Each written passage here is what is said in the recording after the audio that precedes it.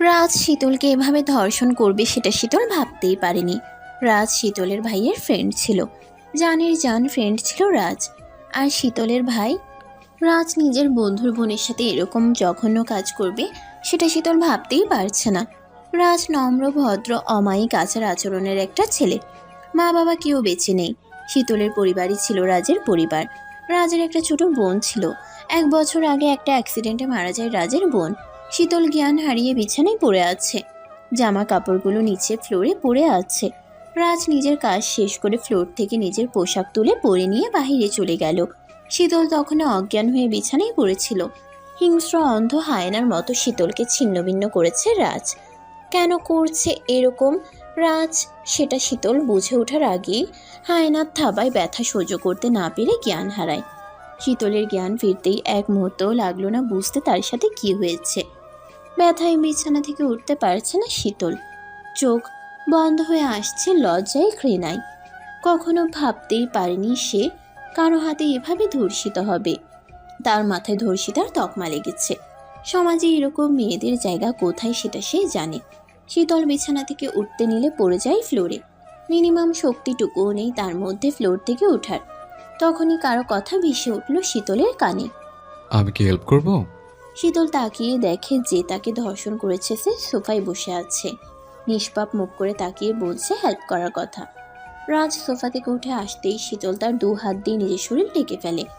চোখ বন্ধ করে অঝরে কান্না করতে লাগলো শীতল। রাজ এসব তোয়াক্কা না করে ফ্লোর থেকে জামা কাপড় তুলে ছুঁড়ে মারে শীতলের দিকে। তাড়াতাড়ি ওয়াশরুমে ফ্রেশ হতে যাও, এগুলো পরে। ওয়াশরুমে তোমার জন্য আরো ড্রেস আছে, ফ্রেশ হয়ে ওগুলো পরবে। রাজ কথাগুলো বলেই রুমের বাইরে চলে গেল। যাওয়ার আগে দরজা জোরে ধাক্কা দিয়ে লক করলো বাহির থেকে। শীতল ওয়াশরুমে গিয়ে শাওয়ারের নিচে বসে রইল। কেন তাকে ধর্ষণ করা হলো সেটা এখনো জানে না শীতল। রাজের মতো এমন ছেলে তাকে ধর্ষণ করেছে সেটা কিছুতেই মানতে পারছে না শীতল। শীতল সকালে কোচিং থেকে ফিরছিল। স্বাভাবিকভাবেই রাজ তাকে রাস্তায় দেখে বাসায় ড্রপ করার কথা বলে পুরনো একটা বাড়িতে নিয়ে আসে। রাজ ভাইয়া, কোথায় যাচ্ছ? গেলেই দেখতে পারবে। তারপরেও বলেন কোথায় যাচ্ছি? আমায় কিডন্যাপ করছেন না তো? কথাটা বলেই শীতল হেসে দিল। রাজও মুচকি হাসলো। রাজ পুরনো বাড়িতে এসেই শীতলের হাত ধরে একটা রুমে নিয়ে আসে। তোমার জন্য একটা সারপ্রাইজ আছে শীতল। এই সারপ্রাইজ আজীবন মনে থাকবে তোমার। রাজের চোখ হঠাৎ অন্যরকম হয়ে গেল। শীতল কিছু বোঝার আগেই রাজ শীতলকে থাপ্পড় মেরে বিছানায় ফেলে দেয়। রাজ ভাইয়া, আপনি কি করছেন? যা করছি তা তো দেখবে। আমি কিছু দেখবো না। আমার কোনো সারপ্রাইজ লাগবে না। তা বলে হয় নাকি? সারপ্রাইজ তোমাকে নিতেই হবে। দেখুন, আমার ভয় করছে, যেতে দিন আমায়। দেবো যেতে, আগে কাজ শেষ করে। কি কাজ করবেন? বাড়িতে সবাই ওয়েট করছে আমার জন্য। তোমাকে বাড়ি দিয়ে আসবো। আর তোমার বাড়ি তো জানিয়ে দিয়েছে ফোন করে তুমি আমার সাথে আছো। কে তোমার জন্য চিন্তা করবে না। রাজ নিজের শার্ট খোলা মাত্রই শীতলের আত্মায় পানি চলে আসে। শার্ট কেন খুলছেন আপনি? তুমি সিনেমা দেখো না ডিয়ার? শার্ট খুলে কি করে? রাজ হঠাৎ শীতলের জামায় হাত দেয় আর শীতলের কিছু বোঝার আগেই হিংস্রের মতো ঝাঁপিয়ে পড়ে। শীতল নিজেকে বাঁচানোর চেষ্টা করে, বাট একটা ছেলের শক্তির কাছে তাকে হার মানতে হয়। শীতল শাওয়ারের নিচে বসে এগুলো ভাবতে থাকে। এক সময় মনে করে এই কষ্ট থেকে একমাত্র মৃত্যু তাকে মুক্তি দেবে। এই কষ্ট বুকে নিয়ে সে বেঁচে থাকতে পারবে না। এই মুখ আর কাউকে সে দেখাবে না। শাওয়ারের নিচে বসে রাজের দেওয়া আঁচড়গুলো মুছতে থাকে শীতল, আর চিৎকার করে কান্না করতে থাকে। শীতল শাওয়ারের নিচে কাঁদতে কাঁদতে জ্ঞান হারিয়ে ফেলে। এদিকে বিকাল হয়েছে। শীতলের বাবা রাজকে ফোন করে বলে শীতলকে বাড়িতে নিয়ে আসতে। রাজ চালাকি করে বলে তার কিছু কাজিন আছে যারা দেশের বাইরে থেকে এসেছে, তাদের সাথে শীতল গল্প করে সময় কাটাচ্ছে। আসতে লেট হবে শীতলের। শীতলের খেয়াল রাখতে বলেছে শীতলের বাবা। রাজ বাঁকা হাসি দিয়ে মনে মনে বলে, খুব ভালো করে আপনার মেয়ের খেয়াল রাখবো হবু শ্বশুরমশাই। শীতলের জ্ঞান ফিরলে নিজেকে রুমের বেডে আবিষ্কার করে। মাথা ব্যথা করছে শীতলের। সে তো ওয়াশরুমে ছিল, এখানে কিভাবে এলো? শীতল খেয়াল করলো তার গায়ে শুকনো জামা। এই জামা যে রাজ পরিয়েছে সেটা ভাবতে তার বেশি সময় লাগেনি। রাজ রুমে ঢুকে শীতলের কাছে যায়।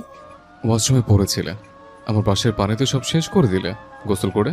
শীতল ঘৃণা নিয়ে রাজের দিকে তাকালো। তোমার জামা আমি চেঞ্জ করেছি, এটাতে রিয়েক্ট করার কিছু নেই। আপনি কি মানুষ না জানোয়ার? এত বড় জঘন্য অপরাধ করেও আমার সামনে কথা বলছেন আপনি? আপনার মধ্যে বিবেক বলে কি কিছুই নেই? নিজের বন্ধুর বোনের সাথে এমন জঘন্য কাজ করতে একটু বিবেকে বাঁধলো না আপনার? আমার পরিবার আপনাকে কত বিশ্বাস করে, আর আপনি কিনা সে বিশ্বাসের মর্যাদা রাখলেন না। রাজ শীতলের কোনো কথাই শুনছে না। এমন একটা ভাব করছে যেন সে কিছুই শুনতে পায়নি। রাজ আপন মনে নিজের কাজ করছে।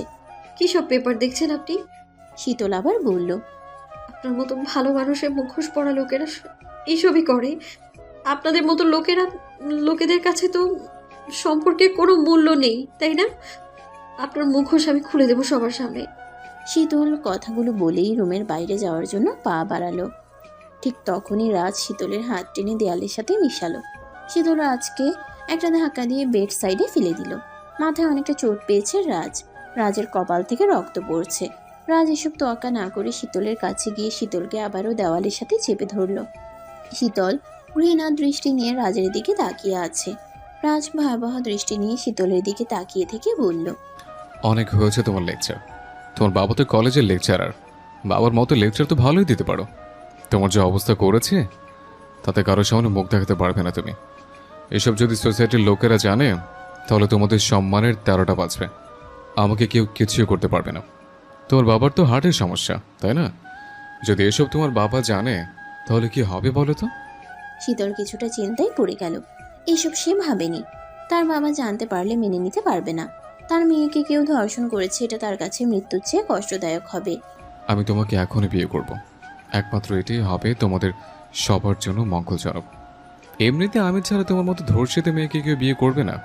শীতল এবার রাজকে থাপ্পড় দিল। তোর মতো জঘন্য লোককে আপনি বললেও পাপ লাগবে আমার। তুই ভাবলি কি করে আমি তোর মতো ধর্ষককে বিয়ে করব? কে জানে আরো কত কত মেয়ের তোর শিকার বানিয়েছিস তুই। তোদের তোদের মতো জানোয়ার অমানুষ কখনো কারো স্বামী হতে পারে না।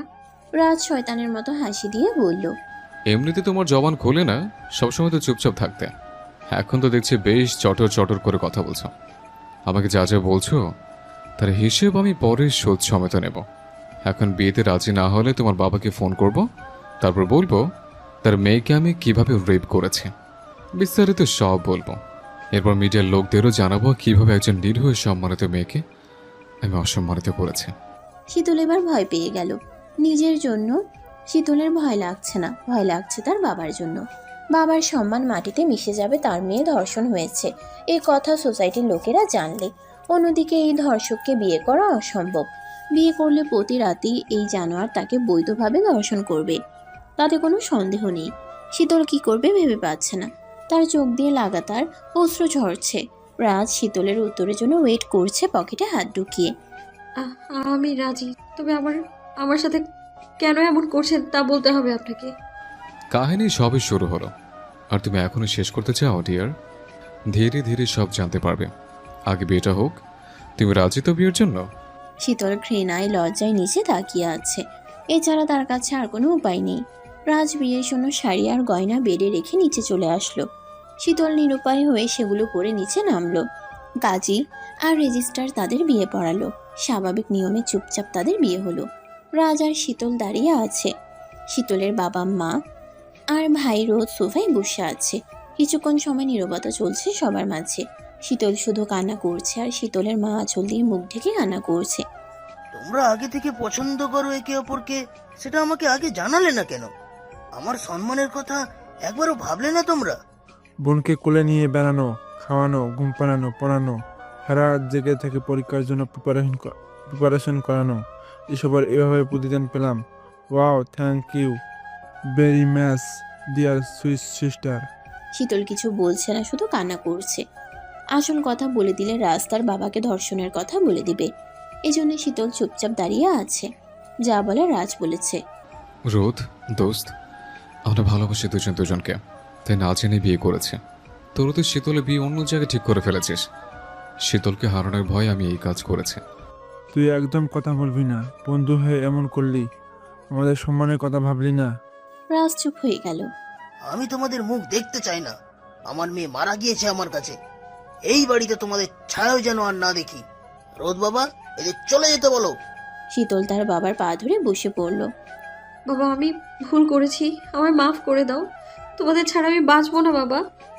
শীতলের বাবা পা ছাড়িয়ে নিয়ে চলে গেল নিজের রুমে। রোদও চলে গেল রাগে।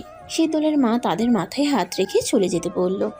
রাজ বাবা, তোমরা এখন চলে যাও। রোদের বাবা আর রোদ রাগ করেছে।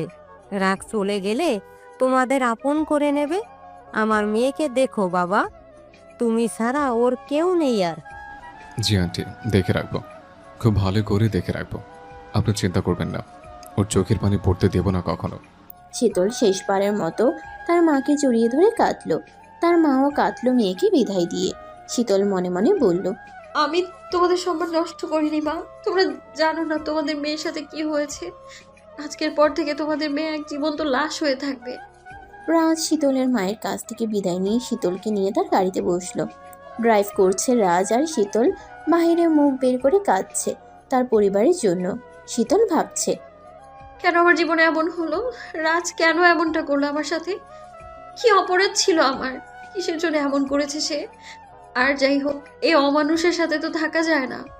তার গা ঘিনঘিন করছে রাজের কথা ভেবে। সারা জীবন এই লোকের সাথে সে থাকবে কিভাবে? শীতল বাহিরে তাকিয়ে কান্না করছে। সে কি করবে তা ভাবছে। এরকম জানোয়ারের সাথে সে থাকবে কি করে সেটা ভেবে পাচ্ছে না শীতল। রাজ আর চোখে শীতলের দিকে মাঝে মাঝে তাকাচ্ছে। কীরকম নেশাগ্রস্তের মতো তাকিয়ে থেকে থেকে মুচকি মুচকি হাসছে রাজ। তখনই কিছু গুন্ডা টাইপ ছেলে রাজদের গাড়িটাকে তাদের গাড়ি দিয়ে ধাক্কা মেরে একটা খাদের পাশে ফেলে দেয়। ছেলেগুলো হেসে হেসে বলল, এত সুন্দর জিনিসকে নিয়ে কেউ বাইরে বের হয়? আমরা হলে তো বুকের ভিতর লুকিয়ে রাখতাম। রাজ কিছু বলবে তার আগেই ছেলেগুলো চলে গেল। রাজ তার গাড়ি খাদ থেকে রোডে নিয়ে এলো। শীতল কোনো রিয়্যাক্ট করেনি। তার সাথে রাজ যেটা করেছে তাতেই সে স্তব্ধ। রাজ রাগে জোরে জোরে বাতাসের বেগে ড্রাইভ করতে লাগলো। শীতলের দিকে রাজ এমনভাবে তাকাচ্ছে মাঝে মাঝে যেন শীতলের জন্য রাজ অপমানিত হয়েছে। রাজ শীতলকে অপমানের জন্য দায়ী করছে। শীতলের সুন্দরী হওয়া যেন অপরাধ। রাজ বিশাল এক আলিশান বাড়িতে গাড়ি থামালো। রাজ শীতলকে কিছু না বলেই হনহন করে ভেতরে চলে গেল। শীতল রাজের পিছু পিছু বাড়িটাতে ঢুকলো। বাড়ির ভেতর গিয়ে শীতল অবাক হলো। জমিদার বাড়ির মতো লাগছে বাড়িটা। বিদেশি সব শোপিস দিয়ে বাড়িটা সাজানো। শীতল কিছুটা ভয় পাচ্ছে। বাড়ির ভেতরে ঢুকে রাজকে সে দেখতে পাচ্ছে না। সে তো রাজের রুমও চেনে না। কিছুই বুঝতে পারছে না সে কি করবে। অবশ্য যার স্বামী রাজের মতো হয় তার সবকিছু নিজেই বুঝতে হয়। শীতল বেশ কিছুক্ষণ ড্রয়িং রুমে দাঁড়িয়ে থাকলো। বৌরানী, আপনি এসে গিয়েছেন? আপনার জন্য ওয়েট করছিলাম। শীতল দেখলো একটা বয়স্ক লোক তার পিছনে দাঁড়িয়ে আছে। আপনি চেনেন আমায়? জি হ্যাঁ, আপনি রাজবাবার বউ। আমরা আপনার জন্যই অপেক্ষায় ছিলাম। রাজবাবা আমাদের জানিয়েছিলেন তিনি বিবাহ করেছেন। আপনি দেখতে ঠিক লক্ষ্মীর মতো। আপনার আর রাজবাবার ঘর আলোকিত ভরে উঠবে, দেখবেন। শীতল নিজে নিজে তার ছেলের হাসি দিল। চলুন আপনাকে আপনার রুমে দিয়ে আসি। শীতলকে রাজের রুমের সামনে এনে দিয়ে লোকটা চলে গেল। শীতল ধীরে ধীরে রুমে ঢুকলো। রুম দেখে শীতলের মনে হলো সে কোনো অন্ধকার বাঘের রুমে ঢুকেছে। হঠাৎ রাজ ওয়াশরুম থেকে টাওয়াল পরে বের হলো। রাজ শীতলকে খেয়াল করেনি। রাজ ফোনে কথা বলছে আর এক হাত দিয়ে টাওয়ালটা খুলছে। টাওয়াল খোলার সাথে সাথে শীতল একটা চিৎকার দিল। আহ! তুমি এখানে যে আমাকে দেখতে ইচ্ছে করছিল বুঝি? আমার আদর নিতে এসছো তাই না ডিয়ার? কাছে এসো, একটু আদর করে দিই। রাজ মুচকি এসে কথাগুলো বলল টাওয়াল পরতে পরতে। আপনাকে আমার জুতাও দেখতে চায় না। আপনার আদরের থেকে পুরো গায়ে আগুন লাগিয়ে যাবো আমি। তবুও আপনার নোংরা ছোঁয়া আমার নিজের গায়ে লাগাবো না। এত তেজ তোমার? তোমার এই অ্যাটিটিউডের জন্য মন বারবার তোমার চায়ে প্রেমে পড়ে। তোমাকে ভালোবাসতে ইচ্ছে করে খুব। নেশা নেশা লাগে তোমার এই অ্যাটিটিউড দেখলে। রাজ শীতলের কোমর জড়িয়ে ধরে কথাগুলো বলে। শীতল রাজকে এক ঝটকা দিয়ে সরিয়ে দিল। রাজ মুচকে হাসল শুধু। তা দেখে শীতল বলে ওঠে, আপনার মতো জানোয়ার কাউকে ভালোবাসতেই পারে না কখনো। কারো প্রেমে পড়ে না ধর্ষকরা। কারো ভালোবাসার যোগ্যও না আপনার মতো জঘন্য লোক। আপনাকে কখনো কেউ ভালোবাসতে পারে না, কেউ না। আমাকে কেউ ভালোবাসবে না বলেই তো আমি তোমাকে বিয়ে করলাম। তুমি না চাইলেও আমার কাছে তোমাকে থাকতে হবে সারা জীবন। স্বামী হিসেবে তোমার আমাকে ভালোবাসতে হবে। স্বামী যেমন হোক তাকেই তোমাদের মতো মেয়েরা ভালোবাসে। আমি ভালোবাসবো আপনাকে? কুকুরকে ভালোবাসা ঢের ভালো হয়ে যেতে। তাকিয়ে দেখো আমার দিকে একবার। আমার মতো ছেলেকে পাওয়ার জন্য মেয়েরা পাগল। তোমার ভাগ্য ভালো যে আমি তোমাকে বিয়ে করেছি। রাজের কথা শুনে শীতল কাঁদতে কাঁদতে বলল, বিয়ে করা ছিল, তাহলে আমায় ধর্ষণ কেন করলেন? কি করেছিলাম আমি? এত বড় শাস্তি কেন দিলেন আপনি আমায়? রাজ শীতলের খুব কাছে এসে শীতলের চোখগুলো মুছে দিয়ে বলল, তোমাকে জোর করে বিয়ে করলে তুমি আমার কাছে থাকতে না। তোমার পরিবার তোমাকে আমার কাছ থেকে নিয়ে যেত, ডিভোর্স করিয়ে দিত আমাদের। তখন তোমার এবং তোমাদের থেকে আমার প্রতিশোধ নেওয়া হতো না জান। প্রতিশোধ? কিসের প্রতিশোধ? কি করেছি আমি? আমার পরিবার কি করেছে আজ বলতেই হবে আপনাকে। আপনি কেন এমন করলেন? রাজ আবার শীতলের কাছে গিয়ে কানে কানে বলল, কাহিনী সবই শুরু, বলে দিলে তো জুস শেষ হয়ে যাবে। তোমার আমার কাছ থেকে মুক্তি নেই। কখনো আমার কাছ থেকে চলে যেতে না পারো, তাই তোমাকে ধর্ষণ করেছি আমি। ধীরে ধীরে তোমার থেকে আর তোমার সো কল্ড ফ্যামিলি থেকে রিভেঞ্জ নেব আমি। আমার কাছ থেকে চলে যেতে চাইলে তোমাকে ধর্ষণের কথা সবাই জানবে। তখন সোসাইটিতে তোমাদের সম্মান রাস্তায় লুটিয়ে পড়বে। এখন রাতের জন্য সাজুগুজু করে নাও। আমার প্রতিশোধের আগুনে জ্বলার জন্য তৈরি হটিয়ার। তুমি না চাইলেও তোমাকে ছোবো, এটাই তোমার শাস্তি। শীতল এবার রেগে গিয়ে রাজের মুখে থুতু মারল। রাজ শীতলের বিহেভ দেখে চমকে যায়। শীতলের মতো মেয়ে এমন করছে তা কল্পনার বাহিরে। শীতল বেশ শান্তশিষ্ট মেয়ে, অবশ্য কোনো মেয়েকে অসম্মান করলে তো সে এরকম বিহেভ করবেই স্বাভাবিক। রাজ নিজের মুখ মুছে অগ্নিদৃষ্টি নিয়ে শীতলের দিকে তাকালো। শীতলও কম যায় না, সেও রেগে লাল হয়ে রাজের দিকে তাকালো, যেন রাজকে গিলে খাবে। রাজ শীতলকে কিছু করতে যাবে, তখনই কেউ দরজায় কড়া নাড়ল। রাজ বাবা, আপনাদের কিছু লাগবে কি? রাত হয়ে গিয়েছে, খাবারের ব্যবস্থা করতে হবে তো। কি কি আপনারা খাবেন তা বলে দিন, আমরা রান্না করে দিচ্ছি। বউ, রানীকে নিয়ে নিচে আসুন। রাজ শান্ত গলায় বলল, আপনি নিচে যান, আমরা আসছি। এখানে ছোট একটা কাজ আছে, এসে সেটা সেরে আসছে। লোকটা চলে যেতেই রাজ শীতলকে একটানে বেড়ে ফেলে দিয়ে শীতলের উপর উঠে বসে দুই হাত চেপে ধরল। শীতল ভয়ে চোখ বন্ধ করে নিল। না জানি তাকে কি করে রাজ। আমার তোমার মতো জঙ্গলি বিড়ালকে ভীষণ ভালো লাগে। তোমার বিহেভ আমি ফিদা হয়ে গেছে জাস্ট। তুমি যতই দূরে যাও, আমাকে ততই তোমার কাছে পাবে। আমার ছোঁয়া তোমাকে নিতে হবে ডিয়ার। এখন তুমি তৈরি হও, বিকজ বিয়ের প্রথম রাত বলে কথা। আজকে তোমাকে আমি আবার ধর্ষণ, সরি আমরা তো স্বামী স্ত্রী, তাই ওয়ার্ডটা আদর হবে। রাজ শয়তানের মতো হাসি দিয়ে শীতলকে ছেড়ে চলে গেল রুমের বাহিরে। শীতল উঠে ভেতর থেকে দরজা লাগিয়ে বেডে আবার শুয়ে পড়ল। কাঁদতে কাঁদতে চোখ জ্বলছে শীতলের। বাবা মা ভাইয়ার কথা তার মনে পড়ছে। তাদের মিস করছে শীতল, নিশ্চয় তারাও মিস করছে শীতলকে। আমি কি কখনো নিজের লাইফে ফিরতে পারবো? কখনো নিজের পরিবারের কাছে যেতে পারবো আমি? এই জানোয়ারের কাছ থেকে কখনো কি মুক্তি পাবো আমি? আমাকে এই স্বামী নামের লোকটা তিলে তিলে মেরেই ফেলবে। নিজে নিজে কথাগুলো বলছে আর কাঁদছে শীতল। সে কি করেছে যার জন্য রাজ তাকে কষ্ট দিচ্ছে? কেন এমন করছে রাজ তার সাথে? শীতল একবারও রাজের রুমটাকে খেয়াল করেনি। কতটা শৌখিনতায় রুমটাকে গুছিয়ে সাজানো হয়েছে তা দেখলে শীতল রাজের রুচি কতটা বুঝতে পারত।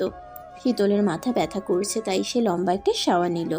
হঠাৎ শীতল কোমরে কারো ঠান্ডা স্পর্শ পেল। পিছনে তাকিয়ে দেখে রাজ শয়তানের মতো দাঁত বের করে হাসছে। ছাড়ুন আমায়। আপনার সাহস কি করে হয় আমার ছোঁয়ার? দূরে থাকুন আমার থেকে। আমি তোমাকে ছোবো না তো কে চাবে ডিয়ার? রাজের শিকারকে কারো ছোঁয়ার অধিকার নেই। কেন? আপনি আমাকে কিনে রেখেছেন? কিনেতে রেখেছে, আজকে তো চিরদিনের জন্য তোমাকে আমার করে নিলাম। শীতল রাজকে ছাড়িয়ে উঠে দাঁড়ালো। আমি আপনাকে স্বামী হিসেবে মানি না, আর কখনো মানবো না। আপনার মতো জানোয়ারকে আমি শুধু ঘৃণা করি, এর থেকে বেশি কিছুই না। রাজ শীতলকে আবারও নিজের কাছে নিয়ে এলো। রাজ শীতলের কানে কানে বলল, আমি তো তোমাকে বউ হিসেবে মানি, এটা আমার কাছে যথেষ্ট তোমার কাছে আসার। আমাকে তোমার ভালোবাসতে হবে না। আমার শিকারকে কিভাবে নিজের করে নিতে হয় তা আমি জানি ডিয়ার। শীতল দাঁতে দাঁত চেপে কথাগুলো শুনছে চোখ বন্ধ করে। তোমার চুলের সুবাসটা তো সেই লেভেলের, তোমার গায়ের গন্ধটাও একদম পারফিউমের মতো। শীতল রাজের পায়ে একটা মোচড় দিল পা দিয়ে। সে ভেবেছে রাজ তাকে ছেড়ে দিবে, বাট ছাড়ল না, বরং আরো জোরে চেপে ধরল পেছন থেকে। রাজ শীতলের কোমরে হাত বুলাতে বুলাতে বলল, তোমার মতো জিরো ফিগারের মেয়ে আমার সাথে পেরে উঠবে না, সো বৃথা চেষ্টা করো না দূরে যাওয়ার। এখন চলো খাবে, খেয়ে দিয়ে শক্তি অর্জন করো, বিকজ রোমান্স করতে গেলে তো তোমার হজম করতে হবে ডিয়ার। রাজ কথাগুলো বলেই শয়তানের মতো হাসি দিল। আমি কোনো ধর্ষকের টাকায় খাবার খাবো না, এর থেকে না খেয়ে মরে যাব আমি। মরতে তোমাকে হবেই, বাট সেটা আমার হাতে। তোমাকে আমি মারবো তিলে তিলে। আর বারবার আমাকে ধর্ষক বলবে না, খবরদার। তাহলে আবার আমার জঘন্য রূপ ধারণ করতে হবে। এখন চলো, আমার সাথে চলো, তা না হলে তোমাদের বাড়ি ফোন করে বলবো তোমাকে কিভাবে বিয়ে করেছে। শীতল আর কিছু বলল না। রাজের সাথে নিচে গেল শীতল। খাওয়া শেষে শীতল ড্রেসিং টেবিলের সামনে বসে নিজেকে দেখছে। রাজের দেওয়া আঁচড়গুলো বেশ গাঢ় দাগ হয়ে রয়েছে। আচমকা রাজ এসে শীতলকে কোলে তুলে নিল আর বেডের মাঝখানে ফেলে দিল। শীতল কিছু বুঝে ওঠার আগে রাজ শীতলের উপরে উঠে খুব কাছে গিয়ে বলল। প্রতিশোধের আগুন জ্বলার জন্য তৈরি হও ডিয়ার। শীতল আপ্রাণ চেষ্টা করলো রাজের থেকে নিজেকে ছাড়াতে, বাট পারল না। হাজার হোক, একটা ছেলের শক্তির কাছে একটা মেয়ে কখনোই পেরে উঠবে না। শীতলের চোখ থেকে শুধু পানি পড়ছে, যা কেউ দেখছে না, এমনকি রাজও না। রাজ নিজের প্রতিশোধ নেওয়ার নেশায় আছে। ভোরের দিকে রাজ ক্লান্ত হয়ে উপর হয়ে ঘুমাচ্ছে। শীতল ব্যথায় কাঁদছে। রাজের কোনো হুঁশ নেই তাতে।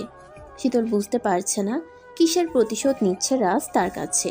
রাজের ছোঁয়ায় কোনো ভালোবাসা ছিল না, শুধু প্রতিশোধের নেশা ছিল। শীতল শাওয়ারের নিচে বসে কাঁদছে। এই কান্না কেউ শুনতে পারছে না, শুধু শীতল আর আল্লাহ তাআলা শুনছে। শাওয়ার শেষে শীতল নামাজ পড়ল। তারপর জায়নামাজে বসে মোনাজাত ধরে কান্নাকাটি করলো কতক্ষণ। শীতল কাঁদতে কাঁদতে জায়নামাজেই ঘুমিয়ে পড়ল। যখন ঘুম ভাঙলো তখন সামনে সেই রান্নার মহিলাকে দেখতে পেল। বৌরানী, ঘুম ভাঙলো আপনার? রাজবাবা মনে হয় আপনাকে সারা রাত অনেক জ্বালিয়েছে, তাই তো জায়নামাজে ঘুমিয়ে পড়েছিলেন। আসলে থাক না, আর লজ্জা পেতে হবে না। এখন নিচে চলুন, আপনার সংসার আপনি বুঝে নিন। আমার সংসার? কথাটা বলতেই শীতলের গলায় বেঁধে গেল। যার স্বামী এরকম হয় তার আবার সংসার, যে তাকে স্ত্রীর সম্মান দেয় না, তার সাথে তো আর যাই হোক সংসার করা যায় না। কি হলো বৌরানী? শীতল নিজের অজান্তে কেঁদে দিল। আপনার বাড়ির কথা মনে পড়ছে নিশ্চয়ই, তাই কাঁদছেন। কাঁদবেন না বৌরানী, রাজবাবা ভালো মানুষ। তিনি আপনাকে ভালোবেসে বিয়ে করেছে। আপনাকে তিনি অনেক সুখে রাখবে, দেখবেন। শীতল মনে মনে ভাবল, রাজের জঘন্য লোক হওয়ার পেছনে নিশ্চয়ই বংশগত কারণ আছে। যার গোড়া থেকে এমন, তার তো এরকমই হওয়ার কথা। সকালে শীতল খাবার খেলো না। সে রুমে গিয়ে কয়েকবার নিজের ফোন থেকে বাড়িতে কল করলো, বাট কেউ ফোন ধরলো না।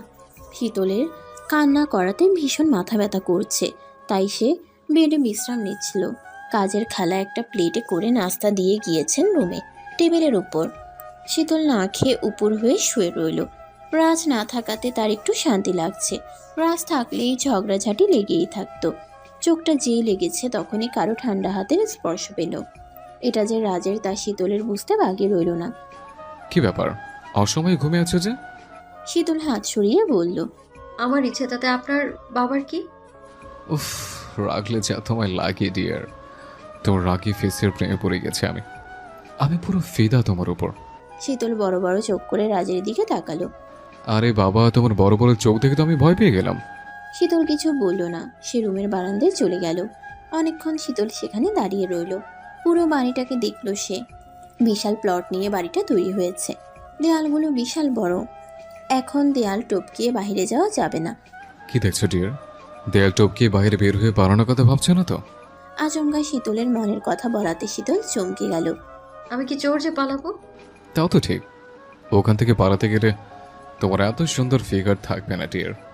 গায়ের হাড়গুলো সব ভেঙে গুঁড়ো হবে। শীতল রাগে রুমে চলে এলো। রাজের সাথে কথা বলতে তার ঘৃণা লাগে। রুমে এসে দেখে প্লেট খালি। এদিকে শীতলের খিদে পেয়েছে খুব। রাজের জন্য রাতে ঠিকমতো খাওয়া হয়নি তার। কি ভাবছো? প্লেটের খাবারগুলো আমি খেয়েছি। তুমি তো আমার টাকায় খাবার খাবে না, তাই আমিই খেয়ে নিলাম। টাকা রোজগার করতে কষ্ট হয়, তাই নষ্ট করলাম না। কথাগুলো বলেই রাজ হেসে দিয়ে ল্যাপটপ নিয়ে সোফায় বসে পড়ল। শীতল আবার বারান্দায় গেল, যেখানে দাঁড়িয়ে থাকলো দুপুর পর্যন্ত। রাজের মুখ দেখার থেকে রোদে দাঁড়িয়ে থাকবে, তবুও সেটা শান্তির হবে। দুপুরে খাবার টেবিলে শীতল আর রাজ খাচ্ছে। শীতলের চিংড়ি খুব পছন্দের। যেই চিংড়ির প্লেট টাচ করলো ঠিক তখনই রাজ প্লেটটা ছো মেরে নিয়ে গেল নিজের কাছে। তারপর গপ গপ করে একাই সব চিংড়ি খেয়ে নিল রাজ। একবার শীতলের দিকে তাকালো না পর্যন্ত। শীতলের আগে ডাইনিং থেকে উঠে রুমে চলে গেল। তার খুব অপমান ফিল হলো। সামান্য চিংড়ি সে খেতে পারলো না এই জানোয়ারটার জন্য। কি হয়েছে, এভাবে চলে এলেছে? আমার ইচ্ছে। রাগে বলল কথাটা শীতল। তুমি তো বললে আমার টাকা খাবে না, তাই তো আমি খেয়ে নিলাম। শীতল কিছু না বলে চলে যেতে লাগলো। রাজ শীতলের হাত ধরে নিজের কাছে এনে কানে কানে বলল। তোমার গায়ের পারফিউমটা এখন আমার নাকে লেগে গেছে ডিয়ার। শীতল চিমটি কেটে নিজেকে ছাড়াতে লাগলো, বাট লাভ হলো না। বৃথা চেষ্টা করো না, এই প্যাকেটটা নাও আর ওয়াশরুম থেকে পড়ে এসো। তোমাকে এখনো মন ভরে দেখিনি, তাই আজ দেখবো। শীতল প্যাকেটটা দূরে ছুঁড়ে মারলো আর বলল। আপনার দেয়া জিনিস আমি নেব না। রাজ শীতলকে হঠাৎ কোলে তুলে নিয়ে ওয়াশরুমে গেল। তারপর শাওয়ার ছেড়ে দিয়ে শীতলকে ধরে রাখলো নিচে। শীতল নিজেকে ছাড়াতে পারল না, ভিজে পুরো কাক হয়ে গিয়েছে শীতল। এখন তোমারই আমার দেওয়া ড্রেসই পরতে হবে, এটা ছাড়া তোমার কোনো অপশন নেই। বাট আরেকটা অপশন আছে, কাপড় ছাড়াই বের হয়ে আসতে পারো। আমরাই তো, তাই না? কথাগুলো বলে রাজ একটু হেসে শীতলকে ছেড়ে চলে এলো। শীতলের ঠান্ডা লাগছে তাই সে প্যাকেটটা ওপেন করলো। ড্রেসটা দেখে সে অবাক হয়ে গেল, কেননা সাদা একটা নাইট গাউন, পুরোটাই সফট জর্জেট। এটা পরা আর না পরা একই কথা। শীতল এটা কোনোভাবেই পরবে না ঠিক করলো। অনেকক্ষণ পর রাজ ডোর নক করে বলল। কোথায় ডিয়ার তুমি? আমার হেল্প লাগবে? আমি কিন্তু 2 পায়ে দাঁড়িয়ে আছি হেল্পের জন্য। রাজ বারে বারে জোরে জোরে ধাক্কা দিচ্ছে। শীতল, ডোর ওপেন করো, নাহলে তোমাকে আস্ত রাখবো না। আমি ডোর ওপেন করলে তোমার কি অবস্থা হবে সেটা ভাবতেও পারবে না। ভালো ভালো চলে এসো। রাজ জোরে চিৎকার করছে। শীতল এবার প্রচণ্ড ভয় পেয়ে গেল। ডোর ওপেন করলেই রাজ তাকে জবাই করবে, এতে কোনো সন্দেহ নেই। শীতল আল্লাহর নাম নিচ্ছে আর কান্না করছে। রাজ সিংহের মতো গর্জন দিচ্ছে আর শীতলকে ডাকছে। শীতল এত সহজে দমে যাওয়ার মেয়ে নয়। সে ঠিক করেছে কিছুতেই রাজের দেওয়া ড্রেস পরবে না। রাজ যদি তাকে জবাই করে ফেলে তাহলেও না। রাজ এক পর্যায়ে ডোর ওপেন করে ফেলে। ডোর ওপেন করে রাজ দেখে শীতল ভেজা কাপড়ে দাঁড়িয়ে আছে। তোমার এত বড় দুঃসাহস, তুমি আমার কথা শোনো না? আমি আমার নিজের মর্জি মতো কাজ করি। আমি কারো কথা মানতে বা শুনতে বাধ্য নই। আমার মুখোমুখি বলবে না বলে দিলাম। এটা তোমার বাড়ি নয়, এটা আমার বাড়ি। তাই আমি কথা বলবো আর তুমি শুনবে। শীতল একরাশ ঘৃণা নিয়ে রাজের দিকে তাকিয়ে রইল শুধু। রাজ খেয়াল করে দেখল শীতল তার দেওয়া ড্রেসটা বাথটাবে ডুবিয়ে রেখেছে। এবার রাজের রাগ চরম পর্যায়ে গেল। রাজ শীতলের শাড়ির আঁচল ধরে একটানে খুলতে থাকে। শীতল ভাবেনি রাজ এমন কাজ করবে। কি করছেন কি আপনি? শাড়ি ছাড়ুন প্লিজ, আল্লাহ দোহাই। যা করছে দেখতে তো পাচ্ছ। সারা রাত শাড়ি ছাড়া ভেজা সিচুয়েশন এখানে থাকবে, এটাই তোমার শাস্তি। প্লিজ ছাড়ুন আমায়। আমার সাথে এমন করবেন না। ড্রেসটা বাথটাবে ভেজানোর সময় এই কথা মনে রাখা উচিত ছিল। এখন লেট হয়ে গেছে, এই শাস্তি তোমায় পেতে হবে। রাজ শীতলের শাড়ি খুলতেই শীতল চোখ বন্ধ করে 2 হাত দিয়ে নিজের শরীর ঢেকে ফেলল। রাজ কিছুক্ষণ দাঁড়িয়ে থেকে ওয়াশরুমের ডোর বাহির থেকে লক করে চলে গেল। শীতল বেচারি এখনো 2 হাত দিয়ে নিজেকে ঢেকে রেখেছে। প্রচুর শীত লাগছে শীতলের, অলরেডি ঠান্ডাও লেগে গেছে তার। রাজ আরাম করে পুরো বেড দখল করে ঘুমিয়ে আছে, যেন ওর মতো সুখী আর কেউ নয়। ভোর হয়েছে, শীতলের মাথাটা বেশ ভারী লাগছে। চোখ খুলে নিজেকে রাজের রুমে আবিষ্কার করলো শীতল। সে তো ওয়াশরুমে ছিল, বাট রুমে কিভাবে এলো? এ কি, আমার গায়ে এই শুকনো কাপড় কোথা থেকে এলো? এগুলো কে পরালো? শীতল রাজকে রুমে দেখতে পেল না। রান্নার মহিলা মানে খালাকে শীতল তার পাশেই আবিষ্কার করলো। একরাশ মায়া নিয়ে তার দিকে তাকিয়ে আছে। তার দিকে বৌরানী, এখন কেমন লাগছে? যে ভালো, বাট একটু শীত করছে আর হালকা ঠান্ডা লেগেছে বোধ হয়। আচ্ছা, আমি এখানে এলাম কি করে? রাজবাবু বলছেন তুমি জেদ করে রাতে গোসল করেছো আর বেশি শাওয়ার নেওয়াতে জ্ঞান হারিয়েছো। রাজ অফিসে গিয়েছে সকালে, এখনো আসেনি। শীতলের ঠান্ডা লাগাতে সে বেড রেস্ট নিচ্ছে শান্তিতে। রাজের ফেস দেখতে ইচ্ছে করে না শীতলের। এখন তো রাজ নেই, তাই শীতল কিছুটা স্বস্তির নিঃশ্বাস নিতে পারছে। শীতলের এই শান্তিটুকু বেশিক্ষণ রইল না। রাজের বিয়ের খবর শুনে তার কিছু দুঃসম্পর্কের আন্টিরা বিকেলে বাসায় আসে। সবাই শীতলকে দেখতে এসেছে। একজন বলল, নতুন বউ, তোমার রূপ দেখে আমার রাজকে পাগল বানিয়েছো মনে হয়। দেখো, তোমার রূপ শেষ হয়ে গেলে রাজ আবার চলে না যায়। রাজও তাদের সাথে বসে আছে ল্যাপটপ নিয়ে, বাট কোনো কথা সে শুনতে পাচ্ছে না এমন ভাব করছে। আরেক আন্টি বলে, তা বৌরানী, তোমাদের ফ্যামিলিতে তোমাদের মেনে নিয়েছে? আমি হলে কিছুই আমার মেয়ের এমন কাণ্ড মেনে নিতাম না। কেন মেনে নেব না? রাজ হলো হীরের টুকরো ছেলে, এমন ছেলে সবাই লুফে নেয়। বৌরানীর ভাগ্য রাজের মতো ছেলে পেয়েছে। শীতলের গা জ্বলে যাচ্ছে কথাগুলো শুনে। ইচ্ছে করছে সবগুলোর কথার উত্তর দিতে, কিন্তু পারছে না কিছু বলতে। এক সপ্তাহ হয়েছে রাজ আর শীতলের বিয়ের। শীতলের পরিবার এখনো মেনে নেয়নি রাজকে। শীতলের সাথে তার পরিবার সব সম্পর্ক শেষ করে দিয়েছে। কেউ শীতলের মুখ দেখতে চায় না। শীতলের অন্য জায়গায় বিয়ে হওয়ার কথা ছিল, সেটা সোসাইটির সবাই জানতো। বিয়ে না হওয়াতে সোসাইটির সবার কাছে বেশ হেনস্থা হতে হয়েছে শীতলের পরিবারকে। রাজ অনেক খুশি হয়েছে, বিকজ সে এটাই চেয়েছিল। রাজ এই কয়দিনে শীতলকে নানাভাবে কষ্ট দিয়েছে, নানাভাবে অপমান করেছে। শীতল মুখ বুঝে সহ্য করছে শুধু রাজের ব্ল্যাকমেইলের কারণে। রাজের কথা মতো না চললে সেই সোসাইটিতে ছড়িয়ে দেবে শীতলকে কিভাবে রাজ বিয়ে করেছে। শীতলের সিচুয়েশন দিনে দিনে আরও খারাপ হচ্ছে। রাজের নিকটতম আত্মীয় স্বজনেরা শীতলকে নানাভাবে অপমান করে বিয়ের ব্যাপারে। শীতলকে তারা বলে রাজের সাথে বিয়ের আগে তার কোনো অবৈধ সম্পর্ক ছিল কিনা। এই টাইপের অনেক কথা শুনতে হয় তাকে। সে কোনো প্রতিবাদ করতে পারে না এসবে। রাজের সব অপমান মুখ বুঝে সহ্য করতে হয় তাকে। আর নীরবে সবার আড়ালে বালিশে মুখ গুজে কাঁদে। কখনো বা পাশের রুমে শাওয়ার ছেড়ে চিৎকার করে কাঁদে, যেন কেউ না শুনতে পায়। এই কয়েকদিনেই শীতলের জীবনটা জাস্ট তেজপাতা বানিয়ে দিয়েছে রাজ। একটা প্রস্টিটিউটের মতো ব্যবহার করে রাজ শীতলের সাথে, যেন শীতল কোনো সস্তা বস্তু। শীতল এখনও জানে না তার সাথে কেন এরকম করছে রাজ, কি তার অপরাধ।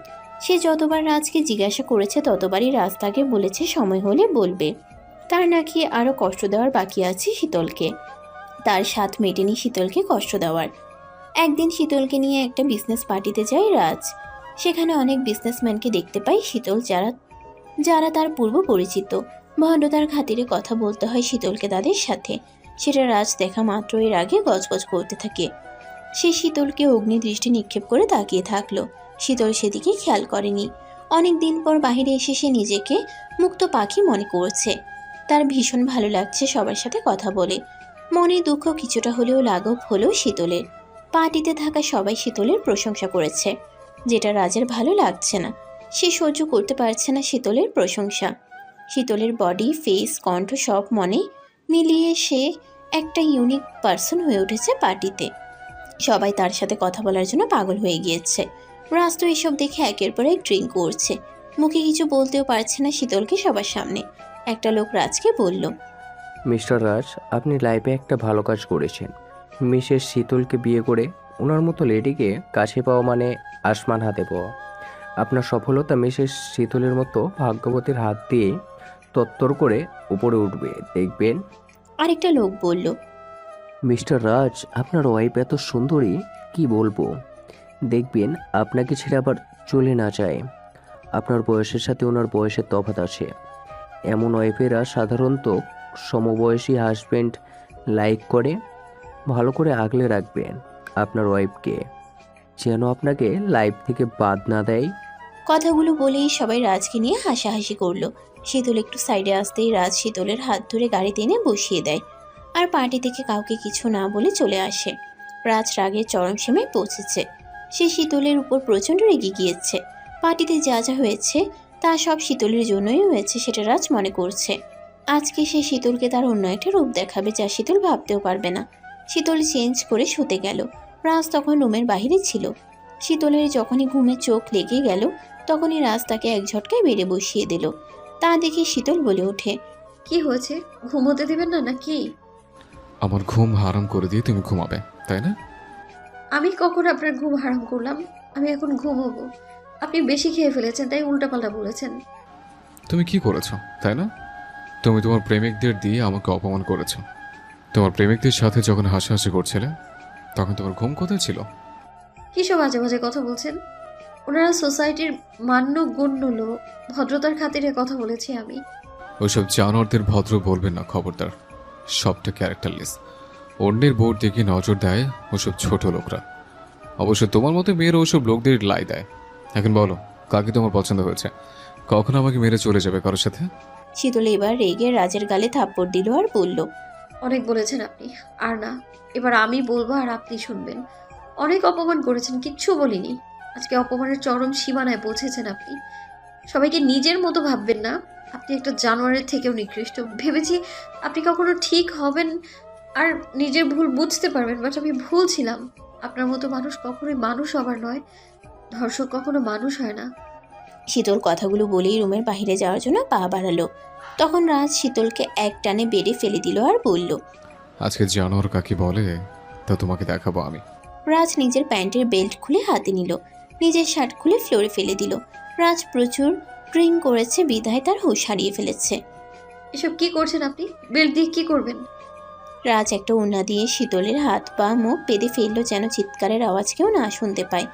শীতল কিছু বুঝে ওঠার আগেই রাজ বেল্ট দিয়ে অমানুষের মতো শীতলকে আঘাত করতে থাকে, ইচ্ছে মতো আঘাত করতে থাকে শীতলকে। আর শীতল চিৎকার করে কান্না করতে থাকে, বাট কেউ শুনতে পায় না তার আওয়াজ। শীতল ব্যথায় জ্ঞান হারায় এক সময়, বাট রাজ তখনও থামেনি। সে শীতলকে মেরে মেরে লাল বসিয়ে দিচ্ছে শীতলের গায়ে। এক পর্যায়ে রাজ মাতাল হয়ে জ্ঞান হারিয়ে শীতলের পাশে উপর হয়ে শুয়ে পড়ে। নিজেও জানে না সে আজ কি করেছে। অমানুষের মতো শীতলকে মেরেছে, তার কোনো ভ্রুক্ষেপ নেই। এদিকে রোজ শীতলের ওপর অভিমান ভুলে গিয়ে শীতলকে দেখতে যায় রাজের বাড়ি। রাত তখন 11টা হয়েছে। তার বাবার কাছ থেকে লুকিয়ে এত রাতে শীতলকে দেখতে এসেছে। রোদের খটকা লাগছে তাদের বিয়ে নিয়ে। শীতলের মতো মেয়ে এমন অবাধ্য হতে পারে না। বোনের মায়ের টানে সব ভুলে গিয়ে রাজের বাড়ির বাইরে দাঁড়িয়ে আছে সে, শুধু ভেতরে যাওয়ার অপেক্ষা। রোদ ভেতরে ঢুকতে পারল না দারোয়ানের জন্য। রাজ দারোয়ানকে আগেই বলে দিয়েছে শীতলের বাড়ির কাউকে যেন ঢুকতে না দেওয়া হয়। রোদ বাধ্য হয়ে চলে গেল রাজের বাড়ি থেকে। সকাল হয়েছে, শীতলের জ্ঞান ফিরেছে, পুরো শরীর ব্যথায় জ্বলছে। শরীরের অনেক জায়গায় লাল লাল দাগ হয়ে গিয়েছে। শীতলের হাত পা আর বাঁধা নেই, মনে হয় রাজ খুলে দিয়েছে। শীতল নিজে নিজে বেড থেকে উঠে পড়ে। রাজ তখনও বেডে উপর হয়ে ঘুমিয়ে আছে। রাজকে ঘুমন্ত অবস্থায় কী যে নিষ্পাপ লাগছিল তা বলার বাহিরে, অথচ জেগে থাকলে জানোয়ারের মতোই বিহেভিয়ার করে। শীতলের আর সহ্য হচ্ছে না, এভাবে তার জীবন রাজের অত্যাচারে চলতে পারে না। শীতলের কিছু একটা করতে হবে রাজের হাত থেকে বাঁচার জন্য। আত্মহত্যা করা মহাপাপ, তা না হলে সে কবেই এই পথ বেছে নিত। শীতলের মাথায় একটা বুদ্ধি এলো। রাজকে ঘুমন্ত অবস্থায় দেখে শীতল একটা বালিশ নিয়ে রাজের দিকে এগিয়ে গেল। শীতল স্থির করলো রাজকে বালিশ চাপা দিয়ে মেরে ফেলবে। শীতল বালিশ নিয়ে এগুতেই স্তব্ধ হয়ে গেল। তার হাত চলছে না, তার মন মানছে না রাজকে মেরে ফেলতে। হাজার হোক শীতল তো বাঙালি মেয়ে। বাঙালি মেয়েদের স্বামী যেমন হোক না কেন তাকেই মেনে নিতে হয়, সারা জীবন তার সাথেই থাকতে হয়। রাজ ঠিক বলেছিল, শীতলের সম্পর্কে যে শীতল কখনো তার স্বামীকে ধোকা দিবে না। শীতল বালিশটা ফ্লোরে ছুঁড়ে মেরে ওয়াশরুমে চলে যায় আর শাওয়ার ছেড়ে তার নিচে দাঁড়ালো। সেখানে বসে চিৎকার করে কান্না শুরু করলো শীতল। তার কান্না কেউ দেখতে পারছে না, একমাত্র আল্লাহ ছাড়া তার নিজের বলতে কিছু নেই। নিজের পরিবারও মুখ ফিরিয়ে নিয়েছে, সে মরতেও পারছে না আর মারতেও পারছে না। শীতল কি করবে তা ভেবে পাচ্ছে না। কিসের দোষে এত শাস্তি তা সে এখনো জানে না। পুরো বাড়ি ফাঁকা। কাজের খালা আর রাজের চাচা ময়মনসিং বেড়াতে গিয়েছেন, ওখানে তাদের কি যেন কাজ আছে তাই গিয়েছে। ঘড়িতে এখন 10টা বাজে। শীতল এখনো খায়নি। শীতল একা কি করবে তা বুঝতে পারছে না, তাই পুরো বাড়িটা ঘুরে ঘুরে দেখছে। হঠাৎ একটা রুমের সামনে সে থমকে দাঁড়ালো। এই রুমের চাবি রাজের কাছে থাকে, কারো এই রুমে ঢোকার অনুমতি নেই। রাজ মাঝরাতে এখানে আসে, সেটা শীতল কয়েকবার লক্ষ্য করেছে। আজকে দরজা খোলা রুমটার। এই সুযোগে শীতল রুমের ভিতরে কি আছে সেটা দেখার জন্য ভিতরে যায়। শীতলের বড্ড কৌতূহল হচ্ছে রুমের ভিতরে যাওয়ার জন্য। শীতল দেরি না করে সেই রুমে ঢুকে পড়ল। রুমটা দেখে মনে হচ্ছে কোনো মেয়ের রুম এটা। মেয়েদের জামা কাপড় কসমেটিক্স দেখেই বুঝলো শীতল। শীতল বেশ ভালো করে দেখলো রুমটা। হঠাৎ টেবিলের উপর দুটো ডায়েরি দেখতে পেল, একটাতে রাজ লেখা আর একটাতে লেখা রোজা। পার্সোনাল ডায়েরি দুটোই। শীতল রোজার ডায়েরি খুলে পড়তে শুরু করলো। আমি রোজা, বাবা মা কেউ নেই আমার, তবে একটা ভাই আছে। বাবা মার আদরের ভাইয়া আমাকে মানুষ করেছে। ভাইয়া আমাকে নিজের জীবনের চেয়েও বেশি ভালোবাসে, আমার জন্য নিজের জীবন দিতে পারে। আমি একজনকে ভালোবাসি, সে আমাকে ভালোবাসে কিনা জানি না, তবে 4 চোখ দেখে বুঝেছি সেও আমাকে ভালোবাসে। শীতল বুঝতে পারলো রোজা একজনকে ভালোবাসে। তারপরে কিছু পৃষ্ঠা খালি, শেষের কয়েকটা পৃষ্ঠায় কিছু লেখা দেখতে পেল শীতল। সেখানে লেখা, আমি ভাবতাম সে আমাকে ভালোবাসতো, বাট আজ জানতে পারলাম সে আমাকে একটু ভালোবাসেনি। আমি আমার এই জীবন আর রাখবো না, ভাইয়া আমাকে মাফ করে দিও। শীতল বুঝতে পারলো রোজা আত্মহত্যা করেছে, বাট সে যাকে ভালোবাসতো তার নাম লেখা না থাকায় শীতল তা জানতে পারলো না। এরপর শীতল রাজের ডায়েরি খুলে পড়তে শুরু করলো। আমি আমার বোনকে ভীষণ ভালোবাসি, তার জন্য জীবনের সব সুখ কোরবানি করতে পারি। আমি খুব রাগী, জেদি আর কঠোর টাইপ, বাট আমার এই কঠোর টাইপ সুখের পরশ নিয়ে এলো আমার ভালোবাসার শীতল। I love her very much. যে কোনো কিছু বিনিময়ে আমি ওকে চাই। আজও আমি আমার ভালোবাসাকে নিজের মনের কথা বলতে পারিনি। প্রথম যেদিন ওকে দেখেছিলাম সেদিন এলেমেলে চলে ওকে এত সুন্দর লাগছিল যে ইচ্ছে হচ্ছিল আমি এখন বিয়ে করে সৌন্দর্যে ডুব দিই। পরে জানতে পারলাম ও আমার জানার জিগার দোস্ত, রোদের বোন। সম্পূর্ণ ডায়েরিতে আমি তোমাকে ভালোবাসি শীতল লেখা ছিল। শীতল রাজের ডায়েরি পড়ে স্তব্ধ হয়ে গেল। সে স্বপ্নেও ভাবেনি রাজ তাকে কখনো ভালোবাসতো। এখন তার কিছু রহস্য খুলছে। রাজ মাঝে মাঝে ভার্সিটি যেত, শীতলের ক্লাসের সামনে দাঁড়িয়ে থাকতো। এমনকি প্রাইভেট কোচিংয়েও রাজ দাঁড়িয়ে থাকতো। শীতলের জন্যই রাজ দাঁড়িয়ে থাকতো সেটা আর বুঝতে বাকি রইল না। শীতলের মাথায় একগাদা প্রশ্ন ঘুরছে। রাজ তাকে এতই ভালোবাসলে তাহলে ধর্ষণ করলো কেন? জীবন গেলেও কেউ তার ভালোবাসাকে অপমান করে না, তাহলে রাজ এমন করলো কেন? কি কারণ থাকতে পারে ওর? পুরো ডায়েরি পড়লেই এই রহস্য জানা যাবে। শীতল আবারও ডায়েরি পড়া শুরু করলো। ঠিক তখনই রাজের গাড়ির হর্ন বেজে উঠল। শীতল ভয়ে তাড়াতাড়ি ডায়েরি রেখে রুম থেকে বেরিয়ে গেল। কি হয়েছে ডার্লিং, এভাবে তাকিয়েছো কেন? আমি কেন আপনার দিকে তাকাতে যাব? কিছুটা লজ্জা পেয়ে শীতল কথাটা বলল। যেভাবে তাকিয়েছিলে মনে হচ্ছিল তুমি আমার প্রেমে পড়েছো। আমি আপনার প্রেমে পড়বো কেন? দেশে কি লোকের অভাব পড়েছে? শীতল লক্ষ্য করলো কালকে রাজ যা করলো তার কোনো অনুতাপ নেই রাজের। মনে হয় নেশায় মাতাল হয়ে সব ভুলে গিয়েছে রাজ।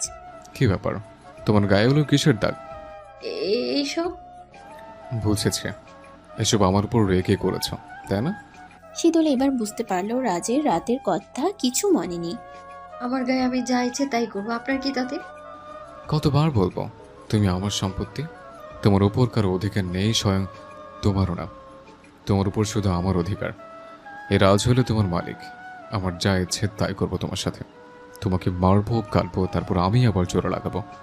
বুঝতে পেরেছো কি বলেছি আমি? শীতল মাথা নাড়ালো। রাজ আবার বলতে শুরু করলো। কাল পার্টিতে তুমি যা করেছো তা তো এখনো ভুলিনি আমি। সবার সাথে হেসে হেসে কথা বলছিলে, আমার সাথে তো কখনো হেসে কথা বলো না। আর যদি কখনো দেখি কারোর সাথে কথা বলতে তাহলে তোমাকে জবাই করে কবর দেব। রাজের কথা শুনে শীতলের হার্ট ধকধক করছে। কখনো কোনো ছেলের সাথে কথা বলতে যেন না দেখি। তোমার ছেলেদের থেকে 100 হাত দূরে থাকবে। মনে রাখবে আমার নজর সব সময় তোমার উপর, বিকজ আমি তোমাকে। রাজ বলতে যেও বলল না। শীতল রাজকে লক্ষ্য করছে। সে কি কখনো শীতলকে ভালোবাসতো নাকি? শীতলের মাথায় অনেকগুলো প্রশ্ন ঘুরঘুর করছে। রোজার মৃত্যুর কারণ কি? সে কাকে ভালোবাসতো? কি কারণে সুসাইড করলো? রাজ কেন শীতলের সাথে এমন জঘন্য বিহেভিয়ার করছে? রোজার ঘটনার সাথে রাজের শীতলের প্রতি আচরণের কি কোনো যোগসূত্র আছে? শীতল এটা বুঝতে পেরেছে রোজার সুইসাইডের সাথে নিশ্চয়ই তার কোনো যোগসূত্র আছে। শীতল চোখ বন্ধ করে রাজের দেওয়া কষ্ট আর অপমানগুলো মনে করতে থাকলো। শীতল বেডে রাজের পাশে শুতেই রাজ তার কানের লতিতে কামড় দিল। শীতল একটু চিৎকার করতেই রাজ শীতলের মুখে আঙ্গুল রেখে বলল, শ্, এত চিৎকার করো কেন? স্বামীকে একটু আদর তো করেই না, আর নিজেও আদর নিতেও দাও না। শীতল সেই রাতে রাজের ছোঁয়াগুলো অনুভব করলো। আজ তার ঘৃণা লাগছে না। সব হয়েছে ডায়েরিতে। শীতলকে ভালোবাসে রাজ সে কথা জানার জন্য। শীতল মাঝরাতে জেগে উঠল। রাজ তাকে জড়িয়ে ধরে ঘুমিয়ে আছে। শীতল রাজকে ছাড়িয়ে শাড়ি ঠিক করে স্টাডি রুমে গেল। ডায়েরিটা নিয়ে পড়তে শুরু করলো। সেখানে বিভিন্ন ঘটনার কথা লেখা ছিল। শীতল যেখানে যেখানে যেত রাজু সেখানে সেখানে যেত। সেসব কিছু ঘটনা কথা লেখা ছিল। শীতল যেদিন যে রঙের ড্রেস পরতো তাও লেখা আছে ডায়েরিতে। ডায়েরিতে একটা জিনিস দেখে শীতলের চোখ আটকে গেল। শীতল ডায়েরিতে একটা নূপুর দেখতে পেল, যেটা ও কক্সবাজারে বেড়াতে গিয়ে সমুদ্রে ফেলে দিয়েছিল। শীতলের নূপুর সমুদ্রে যখন পড়ে গিয়েছিল তখন এই স্থানে হাঙ্গর উঠানামা করছিল, যার জন্য নূপুরটা সেখানে ফেলে কাঁদতে কাঁদতে হোটেলে ফিরে আসতে হয়েছিল। তারপর হোটেল স্টাফের কাছ থেকে জানতে পেরেছিল একটা ছেলে নূপুর আনতে নাকি হাঙ্গরকে উপেক্ষা করে সমুদ্রে লাফ দিয়েছিল। শীতলের বুঝতে বাকি রইল না সেই ছেলে রাজ ছিল। রাজ তাকে এত ভালোবাসে আগে থেকেই, আর সেটা শীতল জানতেও পারল না। এই জন্যই তো শীতল মাঝে মাঝে তার পছন্দের জিনিসগুলো তার রুমে দেখতে পায়। রাজ তার পছন্দ অপছন্দগুলো জানে, এই জন্যই তো এসব করে। শীতল রাজের ডায়েরিতে আরেকটা পেজ পেল ছেঁড়া, যেটাতে রোজা নাম লেখা ছিল। সম্ভবত রাজ রোজার ডায়েরির একটা পেজ ছিঁড়ে তার এখানে রেখেছে। ডায়েরিতে স্পষ্টভাবে কি যেন লেখা ছিল। শীতল ভালো করে লেখাটা পড়ল। শীতলের প্রায় জ্ঞান হারানোর মতো সিচুয়েশনে পড়লো লেখাটা পড়ে। পেজের নিচে লেখা ছিল, আমি তোমাকে ভালোবাসি রোদ। এই লেখাটা স্পষ্ট ছিল। শীতল বুঝতে পারলো রোজা তার ভাইয়াকে ভালোবাসতো। বাট তার ভাইয়া কি রোজাকে ভালোবাসতো? আর রোদ কিভাবে রোজাকে ধোকা দিল? কি এমন করেছিল রোদ? শীতলের মাথা নষ্ট হয়ে যাচ্ছে এতগুলো প্রশ্নের সম্মুখীন হয়ে। তবে সে একটা ধারণা পেয়েছে, বোধহয় রাজ তার বোনের মৃত্যুর জন্য শীতলের ভাইয়াকে দোষী বানিয়েছে, আর রোদের উপর প্রতিশোধ নেওয়ার জন্যই শীতলকে এভাবে কষ্ট দিয়ে যাচ্ছে। সম্পূর্ণ ডায়েরি পড়ার আগেই ভোর হয়ে যায়, তাই রুমটা লক করে শীতল নিজের রুমে চলে যায়। রাজ এখনো ঘুমিয়ে আছে। রাজের শার্টটা ফ্লোরে পড়ে আছে। শীতল রাজকে কিছুটা লক্ষ্য করলো। রাজকে একদম নিষ্পাপ শিশুর মতো লাগছে, অথচ এই রাজ শীতলকে ধর্ষণ করেছে আর প্রতিনিয়ত শীতলকে অপমান করেই যাচ্ছে। আবার সে নাকি শীতলকে ভালোবাসতো কখনো। শীতল বিদ্রুপের হাসি দিয়ে ওয়াশরুমে চলে গেল। শাওয়ার ছেড়ে দিয়ে রাজের 2 দিন আগে রাতে বেল্ট দিয়ে শীতলকে যেভাবে কুকুর বিড়ালের মতো মেরেছিল তার কথা ভাবছে শীতল। রাতে এত অত্যাচার করেছে যে সকালে তা কত সহজে ভুলেও গেল। কি নিষ্ঠুর দুনিয়া। রাজের তেমন কাজ নেই, তাই সে বাড়িতে এসে পড়লো তাড়াতাড়ি। বাড়িতে এসে শীতলকে দেখতে পায় না রাজ। রাজ বুঝতে পেরেছে শীতল তার পরিবারের কারোর সাথে দেখা করতে গিয়েছে। রাজ রেগে পুরো আগুন হয়ে গেল। কোট আর শার্ট খুলে মাথায় পানি দিল রাগ কমানোর জন্য। রাজের কথা শীতল অমান্য করবে তা রাজ ভাবতেও পারছে না। রাজ এখন শীতলকে পেলে পুরো জবাই করবে, এতে কোনো সন্দেহ নেই। রাজ নিজের রাগ কন্ট্রোল করে ইজি চেয়ারে বসে শীতলের জন্য ওয়েট করতে থাকলো। দারোয়ানের বাড়িতে ছোট মেয়ে অসুস্থ, তাই সে ইমিডিয়েটলি বাড়িতে গিয়েছে, আর শীতল সেই সুযোগে বাইরে বের হতে পেরেছে। শীতল ভয়ে ভয়ে পার্কে গেল। শীতলের বেশ ভয় করছে, বিকজ রাজকে না জানিয়ে এখানে মায়ের সাথে দেখা করতে এসেছে সে। কেমন আছিস মা? শীতল তার মাকে দেখতে পেয়েই জড়িয়ে ধরলো। মা মেয়ে দুজনেই কাঁদছে। মা বাবা কেমন আছে? ভাইয়া কেমন আছে? এখনো আমার উপর রেগে আছে সবাই, তাই না? আমি কি তাদের জন্য মারা গিয়েছি? চুপ কর শীতল, কি সব বলছিস তুই? তুই তোর বাবাকে আর ভাইকে কষ্ট দিয়েছিস, তারা তোর উপর রেগে আছে, কিন্তু তোকে ওরা ভালোবাসে। একদিন ঠিক তোকে মেনে নিবে, দেখবি। তাই যেন হয় মা। তোর একই অবস্থা শরীরে, রাজ কি তোর খেয়াল করে না? শীতল সত্যিটা তার মাকে জানাতে চায় না, তাই কিছু মিথ্যে বলল। তা না মা, রাজ আমার অনেক ভালোবাসে, সে অনেক কেয়ার করে আমার পা মাটিতে নামতে দেয় না। আসলে তোমাদের ছেড়ে এসেছি তো, তাই এমন দেখাচ্ছে। তোমাদের জন্য মন ভীষণ খারাপ হয় আমার। সত্যি বলতো, তুই রাজের সাথে সুখে আছিস? হ্যাঁ মা, আমি সুখে আছি। আমি তোকে কিছু কথা বলবো মা। আমাদের সোসাইটি নিয়ে চলতে হয়, তাই আমার মাথায় হাত দিয়ে বল, তুই কখনো নিজের সংসার ছেড়ে আসবি না, রাজের সাথে থাকবি মৃত্যু আগ পর্যন্ত। রাজকে স্বামীর মর্যাদা দিবি সব সময়। বাঙালি মেয়েদের একবার বিয়ে হয়, তাই জীবন দিয়ে হলেও সেটা টিকিয়ে রাখবি। তোর বাবা কাছে সম্মান আগে, তুই একবার তার সম্মান নষ্ট করেছিস, কিন্তু আর কখনো করবি না, তাহলে তোর বাবা আর বেঁচে থাকবে না। শীতল স্তব্ধ হয়ে গেল মায়ের কথা শুনে। তার মা এসব কি বলছে? সে কিভাবে রাজের মতো অমানুষের সাথে সারা জীবন থাকবে? শীতল সিএনজি নিয়ে আসার পথে তার মায়ের বলা কথাগুলো নিয়ে ভাবছে। সে ভেবেছিল সব রহস্য জেনে রাজের সব ভুল ভাঙিয়ে তার জীবন থেকে চলে যাবে বহু দূরে। রাজ যে কারণেই হোক তার সাথে অন্যায় করেছে, এই জঘন্য অন্যায়ের কোনো ক্ষমা নেই। শীতল ভেবে কোনো কিনারা পাচ্ছে না কিভাবে রাজের সাথে সারা জীবন থাকবে। রাজ তাকে আগে হয়তো ভালোবাসতো, বাট এখন তার ভালোবাসা অন্ধ হয়ে গেছে। এখন শীতলের জন্য একরাশ ঘৃণা আছে। শীতল ভাড়া মিটিয়ে মেইন রোডে যেতেই রাজের গাড়ি দেখে বুঝতে পারে রাজ এসেছে। রাজের এত তাড়াতাড়ি বাড়ি ফেরা শীতলের জন্য ভালো নয়। শীতল ভয়ে ভয়ে রুমে ঢুকলো। পুরো রুম অন্ধকার। আবছা আলো ইজি চেয়ারে বসে একজন তার দিকে তাকিয়ে আছে, সেটা শীতল বেশ বুঝতে পেরেছে। ভয়ে শীতলের পুরো বডি কাঁপছে। সে চুপচাপ চোখ বন্ধ করে দাঁড়িয়ে আছে।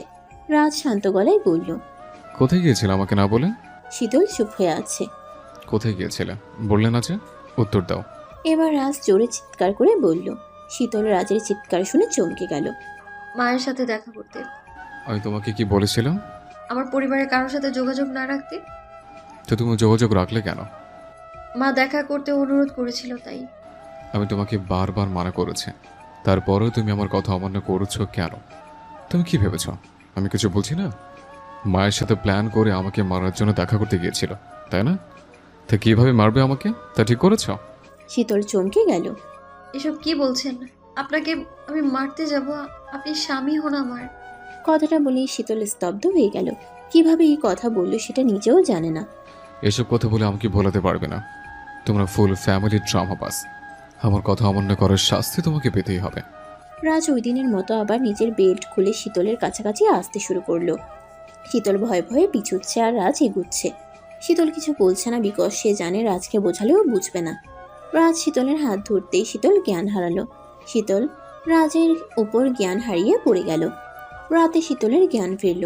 জ্ঞান হারিয়ে ভালো হয়েছে, অন্তত রাজের অত্যাচারের হাত থেকে বাঁচা গেল। শীতল চোখ বুলিয়ে রাজকে খুঁজলো, বাট পেল না তাকে। এই সুযোগে শীতল লুকোনো ডায়েরি নিয়ে ওয়াশরুমে গিয়ে ডোর লক করলো। ডায়েরিটা পড়া শুরু করলো আবার। আমার লাইফে একটা বন্ধু ছিল, রোদ, যাকে আমি ভীষণ বিশ্বাস করতাম। বাট সে আমার বিশ্বাস ভেঙে ফেলল। আমার কলেজের টুকরো বোনকে সে সুইসাইড করতে বাধ্য করেছে। কেন করলে এরকম আমাদের সাথে? আমি আমার বোনের প্রতিশোধ নিয়েই ছাড়ব। রক্তের বদলে রক্ত, খুনের বদলে খুন, আর অপমানের বদলে অপমান। আমি ছাড়বো না কাউকে। এর জন্য আমাকে যা করতে হবে তাই করব। প্রয়োজনে নিজের ভালোবাসা কোরবানি দেব, তবু নিজের কলেজের টুকরো বোনের মৃত্যুর প্রতিশোধ নিয়েই ছাড়ব। আমি ছাড়বো না কাউকে, সব ধ্বংস করে দেব। রোদ, তুই আমার বোনের সাথে যে অন্যায় করেছিস তা তোর বোনের সাথে করবো 1000 গুণ বেশি। শীতল কিছুটা নিঃশ্বাস নিয়ে আবার পড়তে শুরু করলো। কয়েকটা পাতা খালি, তারপর দুটো পাতাতে লাল কালি দিয়ে কিছু লেখা। আমি রাজ, আমি একজনকে ভালোবাসি, জীবনে থেকে বেশি ভালোবাসি তোকে। কিন্তু আজকে আমি আমার ভালোবাসাকে ত্যাগ করেছি। আজকে আমি আমার ভালোবাসাকে অপমান করব। যে কোনো ভালোবাসার মানুষ তার ভালোবাসার সাথে এমন করে না। শীতলকে কখনো নিজের মনের কথা বলিনি, না বলে ভালো করেছে। ও জানলে হয়তো ওর সাথে কোনো জঘন্য কিছু করতে পারতাম না। ওকে কখনো জানতেও দেব না ওকে আমি কখনো ভালোবাসতাম। নিজের ভালোবাসাকে কোরবানি দিলাম আদরের বোনের জন্য। নিজের কলিজির টুকরো আদরের বোনের নিস্তব্ধ রক্তাক্ত দেহটা আমি কবর রেখেছি। আমার বোনটা একা থাকতে পারতো না কখনো। ওর একা থাকতে ভয় করত, কিন্তু এখন ওকে একা থাকতে হচ্ছে। ভাইয়া ভাইয়া করে আমাকে ডাকছে, পরিষ্কার শুনতে পারছি। রোজা বলছে, ভাইয়া আমাকে এখান থেকে নিয়ে যাও, আমি থাকবো না এখানে, আমার অন্ধকারে একা থাকতে ভয় করছে। বোন, তোর গা ছুঁয়ে প্রতীক্ষা করেছিলাম। তোকে যারা কষ্ট দিয়েছে তাদের দ্বিগুণ কষ্ট আমি তাদের ফিরিয়ে দেব। তুই তোর অকৃতজ্ঞ ভাইয়ের উপর বিশ্বাস রাখ শুধু। ডায়েরিটা পড়ে শীতলের চোখ দিয়ে পানি পড়ছে। সে আবার ডায়েরি পড়া শুরু করলো। আমি আজ আমার ভালোবাসাকে অপমান করেছি। আমি নিজের হাতে আমার ভালোবাসার মানুষকে ধর্ষণ করেছি। আমার ভালোবাসার যন্ত্রণার চিৎকার করছিল। তখন আমি প্রতিশোধ নেওয়ায় খুশিতে অমরুষ জানোয়ারের মতো হাসছিলাম। কত বিক্ষত করেছি আমি আমার ভালোবাসাকে। আমি আজ ধর্ষক হয়েছি। সমাজের চোখে আমি সবচেয়ে নিকৃষ্ট মানুষ হয়েছে। আমার এগুলো কোনো অনুতাপ নেই। যা করেছি তা ওদের প্রাপ্য ছিল। আমি আমার বোনের কষ্টের দুঃখের যন্ত্রণার প্রতিশোধ নেব এখন থেকে। 1000 গুণ কষ্ট দেব শীতলকে, কারণ এই আমার বোনের হত্যাকারীর বোন। এটাই ওর সবচেয়ে বড় অপরাধ। তিলে তিলে মারব শীতলকে আমি, তারপর রোদকে বোঝাবো বোনের সাথে অন্যায় হলে কেমন লাগে। ওর কাছ থেকে চিরদিনের মতো শীতলকে কেড়ে নেব। রোদ শুধু তাকিয়ে দেখবে, বাট কিছুই করতে পারবে না। এইভাবে আমি আমার আদরের বোনের প্রতিশোধ নেব। রোদ শুধু তাকিয়ে দেখবে, বাট কিছুই করতে পারবে না। এইভাবে আমি আমার আদরের বোনের প্রতিশোধ নেব। ইচ্ছে করলে রোদকে 1 সেকেন্ডে মেরে ফেলতাম, ঘাড় থেকে ওর মাথাটা আলাদা করে দিতাম, বাট তা করিনি। একেবারে মেরে ফেললে তো মনের মতো প্রতিশোধ নেওয়া হবে না। তিলে তিলে যন্ত্রণা দিয়ে মারব ওকে, তারপর ওর পরিবারকে। সবই আমার শত্রু, কাউকে আমি ছাড়বো না। শীতল পুরো ডায়েরি পড়ে স্তব্ধ হয়ে গেল। রাজ তাকে আর তার ভাই রোদকে এত ঘৃণা করে জাস্ট বলার বাহিরে।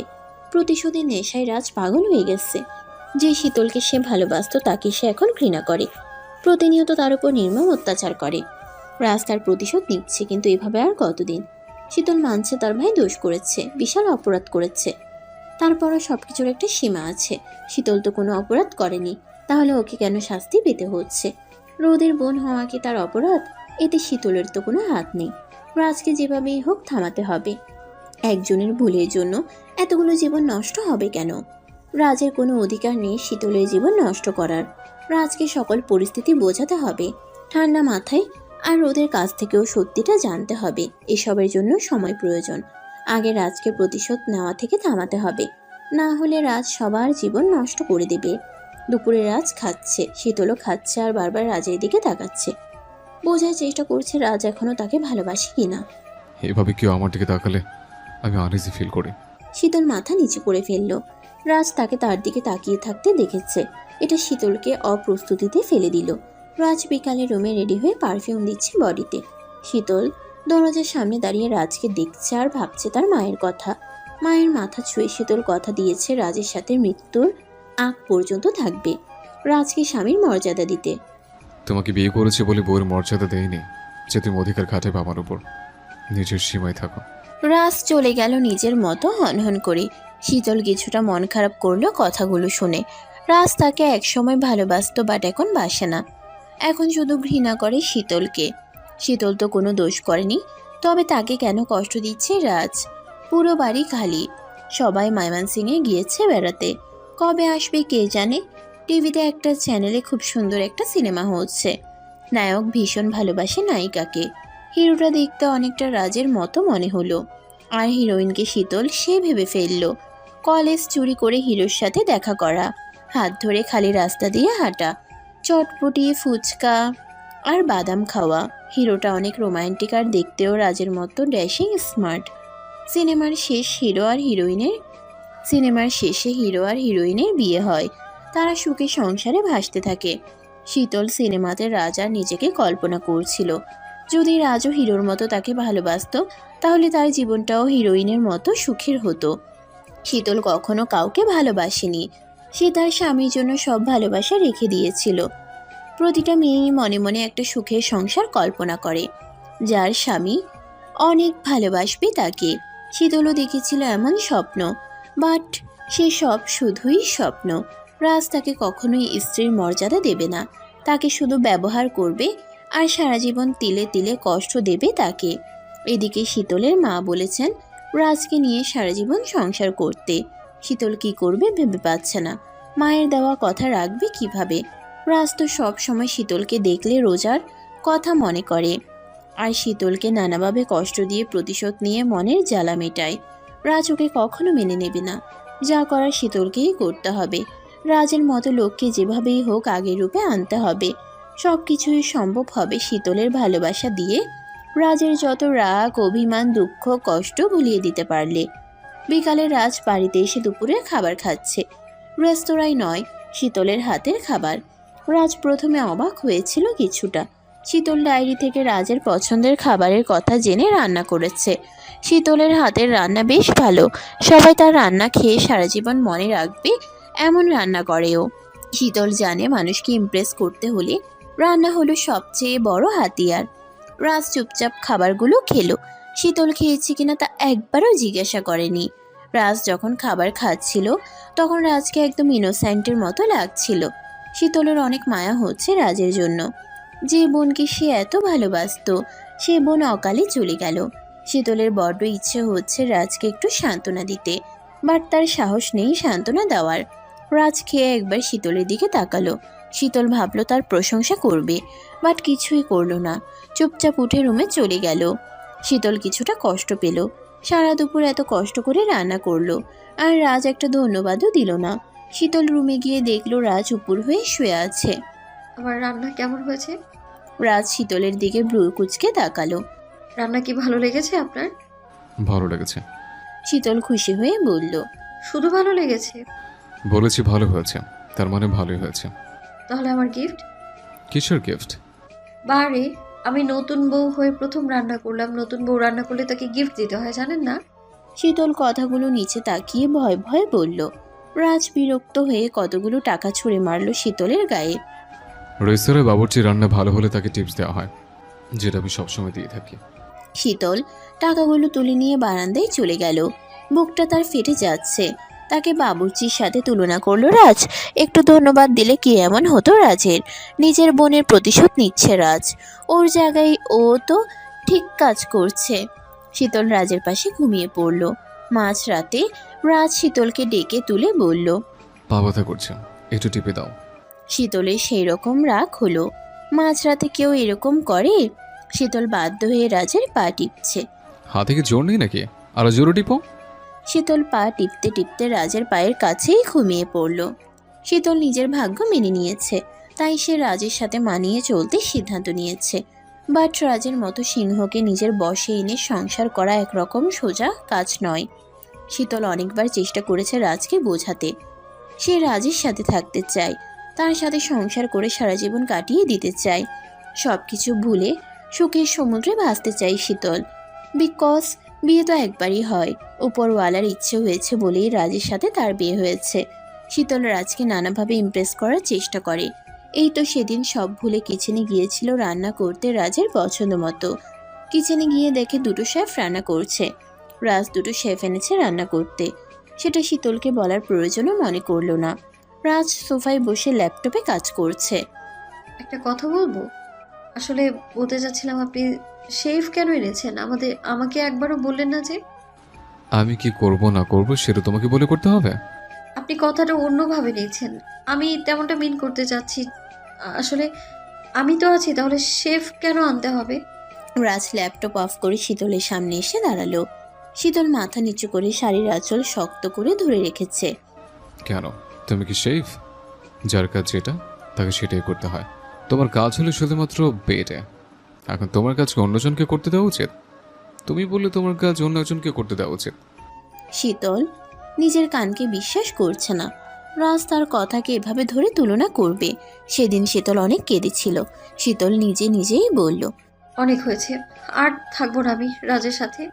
একটা অমানুষকে আমি কখনোই মানুষ বানাতে পারবো না। আমি চেয়েছিলাম, বাট এটা পসিবল না। আমায় বিন্দু মাত্র সম্মান করে না, কেন থাকবো আমি এখানে? কাল সকালে রাজা অফিসে চলে গেলে আমিও চলে যাব, অনেক দূরে, তখন উনি বুঝবেন আমার মূল্য। কয়েকদিন হয়ে গেল শীতল শুয়ে আছে। রাজ বেডে বসে কাজ করছে। কাজল জোর করে শীতলকে সুন্দর করে সাজিয়েছে। গায়ে মন মাতানো পারফিউম লাগিয়ে দিয়েছে শীতলের। রাজ একটু পরপর শীতলের দিকে তাকাচ্ছে। শীতল অবশ্য সেটা খেয়াল করছে না। শীতল ভাবছে কবে রাজ তাকে আপন করে নেবে।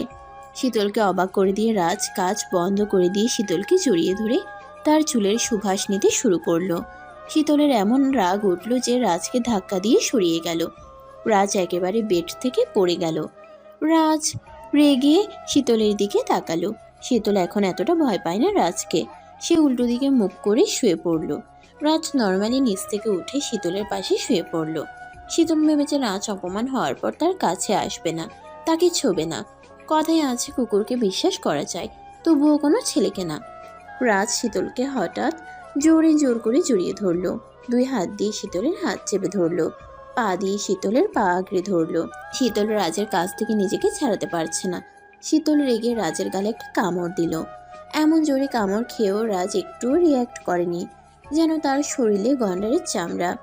তোমার তো মা হওয়ার ইচ্ছা, তাহলে এসে তোমাকে মা বানিয়ে দিই, তারপর আমি আর আমার বাবা মিলে তোমাকে তেলে তেলে কষ্ট দেব। আরও 2 দিন কেটে গেল। রাজের কোনো পরিবর্তন হচ্ছে না। কাজলের কাছে এখনো কোনো চিঠির উত্তর আসেনি। শীতল আর কাজল একদিন শপিংয়ে গেল। অনেক কেনাকাটার পর গাড়িতে বসতে গিয়ে শীতলকে কে যেন ডেকে উঠল তার নাম ধরে। শীতল পেছনে তাকিয়ে দেখে তার মা। শীতলের মা শীতলকে দেখে জড়িয়ে ধরল। শীতলের মা জোর করে শীতলকে বাড়ি যেতে বলল। কাজল শীতলকে অভয় দিয়ে বাড়ি যেতে বলল। শীতলের হঠাৎ মনে পড়ল বাড়িতে গেলে ভাইয়ার কাছ থেকে কোনো ক্লু নিশ্চয়ই পাওয়া যাবে রোজার। রোদ মাঝে মাঝে ডায়েরি লিখত। আজও টেবিলে বসে একটা ডায়েরিতে কি যেন লিখছে। আমার অন্ধ প্রেম, আর কিছু লিখতে পারলো না। তার আগেই রোদ তার বাবার চিৎকার শুনল। রোদ রুম থেকে নিচে নেমেই শীতলকে দেখল। শীতলের বাবা শীতলকে বাড়ি থেকে বের করে দিতে চাচ্ছে। শীতল তার বাবার পা ধরে মিনতি করছে তার সাথে একটু কথা বলার জন্য। দেখুন মিসেস রাজ, আপনি এখান থেকে চলে যান। আপনার স্বামী জানতে পারলে সমস্যা হবে। আপনি এখন এই বাড়ির মেয়ে না, এখন আপনি অন্য কারো বাড়ির বউ। বাবা, এমন করে আমায় পর করে দিও না প্লিজ, আমার কথাটা একটু শোনো। কোনো কথা শুনবো না আপনার। আপনার স্বামীর সোসাইটিতে সম্মান না থাকতে পারে, বাট আমার আসে। আমার এখন একটা সন্তান, আর সেটা হলো রোদ। কাজল শীতলকে টানছে এখান থেকে চলে যেতে। শীতলের মা আঁচল দিয়ে চোখ মুছছে। এমন সময় রোদ তার বাবাকে বলে, বাবা, বাড়ি থেকে আমিও চলে যাব যদি শীতলকে বাড়িতে থাকতে না দেওয়া হয়। পরিবেশ বেশ থমথমে হলো। রোদের বাবা কিছু না বলে সিঁড়ি দিয়ে উপরে চলে গেল। রোদের দিকে একবার তাকিয়ে রোদকে দেখেই শীতল রোদের বুকে ঝাঁপিয়ে পড়ে। ভাই বোন দুজনেই কাঁদছে। তোর পাগলি কাটছিস কেন? রাজকে আমি চিনি তো, সে আমার কলিজার টুকরো বোনের চোখে পানি আসতে দেয় না নিশ্চয়ই। সেজন্য তোর চোখে পানি জমিয়ে রেখেছিলি, যেন আমার বুক এসে কাঁদতে পারিস, তাই না? শীতল মনে মনে বলল। ভাইয়া, তুমি তো জানো আমি তোমার বন্ধু আমার চোখে পানি বেশি ভালোবাসে। আমার মুখে কখনো আসতে দেয় না সে। কান্না আমার নিত্যদিনের সাথী। তুমি তো জানো না তোমার বোনকে কিভাবে প্রতিদিন ধর্ষণ করা হয়। এগুলো জানলে তো তুমি তুমি আমার স্বামীকে টুকরো টুকরো করে ফেলবে। এই জন্যই কখনো তোমায় আমার কষ্টগুলো বলতে পারবো না আমি। রোদ নিজের ঘরে নিয়ে গেল শীতল আর কাজলকে। শীতলের হঠাৎ চোখে পড়ল রোদের ডায়েরিটা। এই ডায়েরিতে যেখানে রোদ তার সব কথা লেখে, নিশ্চয়ই রোজার বিষয়েও কিছু লেখা আছে। ডায়েরিটা নিয়ে এখান থেকে যেতে হবে। এদিকে রাজ অফিস থেকে এসে পড়েছে। সিকিউরিটি জানিয়েছে শীতল আর কাজল এখন কোথায় আছে। রাজ শীতলের মুখোমুখি দাঁড়িয়ে আছে।